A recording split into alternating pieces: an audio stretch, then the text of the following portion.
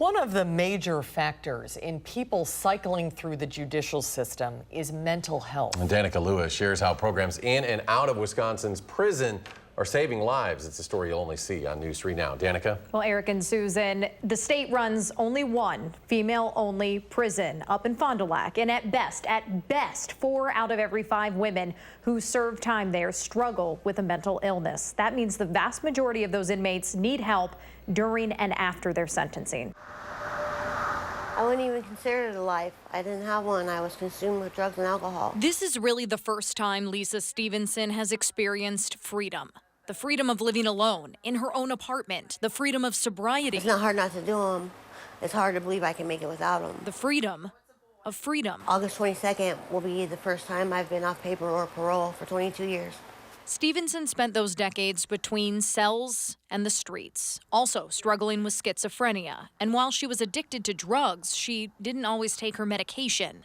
But things were different after she left Cheetah Correctional. This is the first place I've gotten any support. You're leaving one world and stepping back into a world that you may not have been for several years.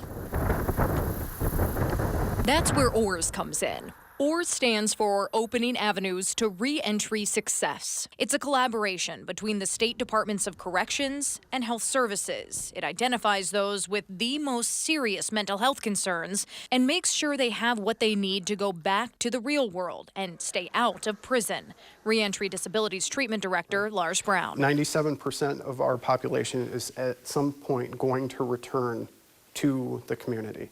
And we can either provide them therapeutic interventions that will help them to be successful or not. So far, Brown says recidivism rates are promising, but as many as half of the convicts enrolled in OARS are women, even though male inmates far outnumber females here in the state. At least 80% of the inmates at Cheetah need some sort of mental health services. For the ladies, it's very much so about the relationship.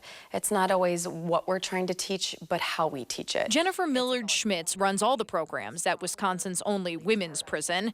And over the past few years, her team has focused on that kind of gender-specific treatment. It includes a specialized unit where up to 55 women live and receive intensive care. Whether it's confirmed or not confirmed trauma that these ladies have had in their lives is significant, and it plays a significant role on their ability to function. Tapping into that trauma, Millard-Schmitz says, is different for women, which is why small group discussions, art, writing, fitness, they're all used to get through to these inmates. It's all about the treatment. It's all about healing.